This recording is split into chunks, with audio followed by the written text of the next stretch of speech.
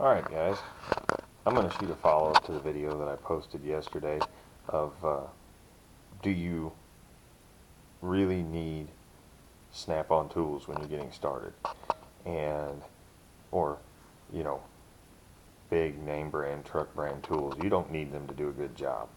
But I am going to follow that up with some of the basic tools that you need. These are ones I'm actually at home now, and these are some of the ones that I have in my toolbox at home that most of these I've had for quite a while, and they've seen a lot of use, and they've been good tools, and I didn't have to spend a lot of money on them. So I'm going to take you through, and I'm going to show you a few of the basic tools that you could definitely use, especially if you are doing side work for yourself, or possibly just getting started out and you need some mildly more advanced than your basic mechanics tool set kind of tools, but not necessarily major specialty tools. So this box right here is my box that I have at home, and yes, it is a US General. You have to mind the clutter. I've got quite a few projects going on here at the moment. All these sockets that are up here are part of a 211 piece tool set. Now these are not all the sockets that come in them. I think I have one or two of the rails in my truck right now because I was doing some work on some pieces of equipment and I needed the sockets. A lot of the tools are out of the box right now. They're in smaller, like, hand boxes that I carry around when I'm working on farm equipment, things like that. I'm trying to get out of the light here because the lighting is not the greatest in here. This standard 1/2 inch drive breaker bar. This one is a Harbor Freight. It has actually been a really good bar. I've used it quite extensively, and it's held up pretty well, even with the cheater pipe on it. There are some guys that have reviewed those online, and they're not expensive. That's less than, I think that one was less than $20. This is a general run-of-the-mill, I believe it's Great Neck. Yeah, that's a Great Neck torque wrench. Now I can't guarantee you that it's 100% accurate, but I've taken good care of it, and it's got me through a lot of jobs. I mean, I actually use this one, and I've used this one to actually rebuild an engine, and I never had any problems with it. So never had any problems with the engine that I rebuilt with it. A few of the other things that I've got in here. This is just a small cheap set of crow's foots that I actually needed for a job, and I got these. They're metric. I got them from a local auto parts store. They're not high end, but they got me through the job that I needed to do, and I haven't broken any of them. They've been good functional tools. This back here in this back corner, I don't know if you can see it real well, is I'm gonna pull it up. This is another one from an auto parts store. NPT, I believe, is a brand, but it's a 30 millimeter. I bought that for doing the axle nut on a Saturn car that I used to have. So, I mean, you can see I've got some other odds and ends ratchets in here. This is an S&K that I'm not even sure where I got that. But, you know, those are some tools here. This drawer down here has more of my specialty tools in it. Getting started, one thing that you definitely need for doing diagnostic work is a good compression tester. Now this one, I've used it a couple times. I keep it in its package, that way everything stays together. But this one was from, I believe it was Advanced Auto Parts, and it was $20, $25, I think, maybe a little bit more. I don't remember exactly. Now I do have, this is another auto parts store purchase. Is just a valve spring compressor. I've used that a couple times, but you don't necessarily need that starting out unless you plan on doing, you know, engine rebuilds or valve jobs. One thing that most guys are probably going to need when they start out, you're going to end up doing brake line work. And over here I have my double flaring tool kit. This thing, I have used the snot out of that one, and it was another auto parts store purchase. It's held up really well, and it is a lifetime warranty. So if I break it, any part of it, I can take it back, and they will return it. Same as this. This is actually an OEM tool, as the brand, but it's the steering wheel puller. And you need to replace a turn signal switch or anything like that, you're going to need a steering wheel puller. And as long as you have the basic puller body and adapters, you can always find a few bolts that'll fit in fit the holes in the steering wheel if it doesn't have the right ones in a kit. This is performance tool, but this is a brake line bender. I actually got this for doing some larger brake lines. The last one I used it with was 3/16, but I've done some bigger ones with it. And there again, cheap auto parts tool, but it's an auto parts store tool, but it's done its job well. And then one thing you definitely need starting out is a serpentine belt tool.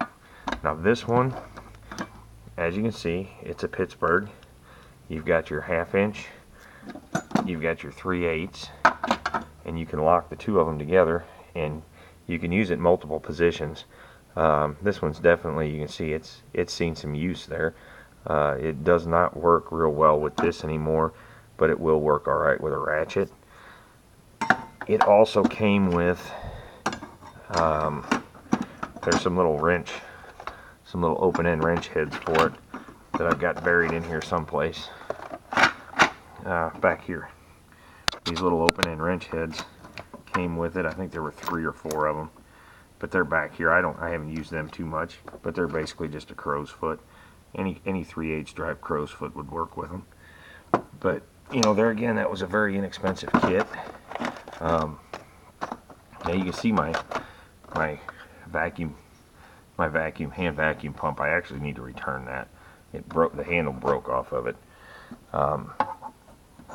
It's just plastic, but it did the job for what I needed it for, and I just haven't had a chance to take it back. And I do have some valve lapping tools and a cylinder hone in here. Oh, that's never good. There we go. Now one thing I do recommend when you start out, get yourself an impact wrench. This one is a Craftsman. I got this as a Christmas gift from my father years ago, and this alone I have had for probably close to 20 years, and it has held up. And the nice thing, it is electric, so it's very large, which is the downside, but the upside is I don't need an air compressor. Anywhere I have an extension cord and 120 volts, I can plug that sucker in and go to work. I do have a timing light in here. That's another good thing to have. We don't have to do a whole lot of timing anymore, but sometimes they do come in handy, just checking to make sure things are set up right. Again, I think I paid maybe 30 bucks for that. You don't have to buy this stuff all at once. Buy it when you need it for a job. If you have a job coming up that you're going to need it, stop on your way home and grab it. I don't really have a whole lot else in there. Get over to this side. This is iron tin. It came from Northern Tool. I think I paid $30 for it, but it's a big set of screwdrivers. I'm not going to bother opening it up. It was in one of my other videos a long time ago about my tool cart. But it's got straights, Phillips, precision screwdrivers in it, Torx drivers. I mean, all kinds of stuff. And it wasn't that expensive. I picked it up fairly reasonably cheap. That's more screwdrivers. This drawer is files. I've got several different files in here. There's some chainsaw files in here. I do have some woodworking tools in here just because I do some of that at home as well. I've got several file handles. This one I need to drill out. I actually made some of these. But hammers, utility knife blades, punches, chisels, they're all in this drawer. Then these are some little needle files. You can see I've got some wire brushes in here, and this one in particular, these little wire brushes you can pick up cheap at any hardware store. They make great brushes for cleaning battery terminals. You can get them in several different sizes. I use these all the time. I'll cut them off right here, and then you can chuck them up in a drill, and you can get them in all kinds of different sizes. They work great in a drill for cleaning battery terminals, cleaning out threads on bolt holes, all kinds of stuff. And this was Central Forge, so it's, you know, it's a Harbor Freight purchase as well for the little needle files. This drawer is just some random loose drill bits. My big drill index is actually in my bag with my cordless drill that's in my truck. Bunch of different taps. That's a cheap tap and die set. These are some great neck. I needed a couple metric taps for a project. I was doing a welding project that I needed those for, so I could do some bolt holes. I got actually have one easy out in here that's in my tap handle. I've got some more easy outs somewhere else. I'm not exactly sure right off the top of my head. I think they're in one of my smaller hand boxes that I needed for something. And then like an X-Acto knife set. And this is all mainly Allen wrenches, some Torx bits, some other, an Allen Torx mix set. And these are all ones that I've picked up here and there over time. You know, you just kind of accumulate them. And then I do have, working on different like farm equipment and stuff, I do have some different grease fitting assortments. That's always handy. A small maintenance hardware kit. That's from an auto parts store, but it's got a lot of like small trim clips and washers, E-clips, roll pins, cotter pins, just stuff that you may randomly need. Cheap little nut and bolt assortment that's come in handy. E-clip set. I needed several E-clips for a job, and I bought that set just so I'd have them. So, you know, hopefully that'll give you a better overview of some of the things that you need. You can pick up fairly inexpensively some places. Now, I do have a 3/4 drive socket set that I got from Northern Tool, and it's actually been a really good set. I haven't had any problems with it, and you know, you can imagine, I think it goes up to 2 1/4 inches. I also have a really large wrench that you can see up here on the shelf. These are most of them. I got one crescent in there because it didn't have 1 1/4 inch and I needed one, but it goes up to 2 inches. You can see I've got some other, I'm in the process of finishing a new workshop and getting stuff moved into it. Now, one other thing that I can recommend, especially if you know how to use it, is a good soldering iron. You know, this one I actually picked up from an electronics store, and it's a bigger one, but it works a lot better on your automotive wiring because it has a little bit bigger tip. You get into some of the smaller PCM wiring, you're going to need a smaller one, but that was a good one. And you know, there again, like I was saying about the impact wrench, the nice thing about having a electric impact is I don't need the air compressor. With that being said, I also have a Dremel tool that, you know, that very much takes the place of a die grinder in certain situations. Now, this is a CarQuest set that I've had for several years, and this is basic impact, 1/2 inch impact. You got 3 extensions, a swivel, and with a big impact like I've got in that electric impact, that swivel comes in really handy for places you can't really get it in easily, along with the extensions. And I also have a 1/2 to 3/8 adapter that is actually in my truck. I also have an adapter with my 3/4 drive socket set that goes from 1/2 to 3/4. That way, if I need to, I can use it with that. Now, this set I picked up, it was on sale I think for 80 bucks, and I got this for doing hydraulic lines, but it's a large set of crow's feet, and it goes up to 2 inch. It starts at 1 1/4 inch and goes to 2, and I needed these because I had a bunch of hydraulic lines that I couldn't access with wrenches, but I could get in there with a crow's foot and a ratchet and get on them. So it saved me a lot of time without, you know, not having to do disassembly.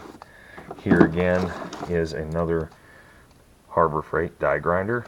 I mean, these things are great. $7 to $10, and it beats spending 30 or 40 on an Ingersoll, and I've had really good luck with mine. One other thing, you get the impact wrench. These are great neck impact sockets. I have two sets. My other set's actually in my truck, but I have a metric and a standard set, and these things I've had as long as I've had that impact wrench, and they keep right on going. I've never had an issue with them. Here again's another one, specialty tool that I needed for a job. I actually needed the 17 millimeter Allen, and I mean, those suckers, to put them in perspective, that's my thumb. Those things are huge. But these, I think I paid $30 for that set, and that's a magnetic. You can see the rail is magnetic, and it's a really nice set. Now I do have some of my 3/8 drive sockets back here. This is the Harbor Freight cart that I had at work that I brought home. I just have some odds and ends stuff in here at the moment, but sorry. I hope that gives you kind of an idea of some of the, gives you a little bit better idea of some tools that you can find for not a whole lot of money starting out, and they do a really good job, and you don't have to go deep in debt to get some of the things you need to start making money repairing vehicles or anything of that sort. You can buy most of these tools for even some of the bigger sets, aside from maybe the big set at Craftsman. You can buy most of those for less than $100, and they're going to last you. And if you need something for one or two jobs as you get going, you can pick them up, and it's something that they will pay for themselves. So just keep that in mind. You don't necessarily need the biggest and the best stuff to get the job done. You can do it with stuff you find at the local auto parts store, and the stuff will last you, and most of the time it does have a good warranty on it. And in the future, I may do a review. Possibly I may go out and pick up a Craftsman, or not a Craftsman, a Harbor Freight, one of their 1/2-inch electric impact wrenches, just to do a review on it. I've loved that Craftsman. That thing has never let me down. It works great. There's very little, it doesn't put out as much torque as like some of the big snap-on air guns do, but for most of the stuff that you're going to do, that will do just about anything you need it to. So, some of those tools are just some basic stuff that you need starting out. The only other thing that I can tell you is always make sure you have a can of penetrating oil and a small propane torch like you use for soldering. That small propane torch and that penetrating oil and an electric impact like that, you can loosen up a lot of stuck fasteners that you're not going to be able to get otherwise. So, just some things to keep in mind, guys. Hopefully that gives you somewhere to start if you're looking for tools. You don't necessarily have to spend a lot of money to get going. Just buy good stuff that has a warranty, that if you break it, you can take it back and get it warrantied out. And most places, if you buy stuff from them on a regular basis, any auto parts store, if you buy your parts there, you buy a tool from them, they're going to take care of you to keep you happy, so you don't go to the next place down the road. So, guys, please comment, rate, subscribe. I hope you liked the video. Give me a thumbs up. Tell me what you think in the comment section. If you have any thoughts, anything you want to add, anything you'd like to see me review or get my thoughts on, send it to me and I'll see what I can do.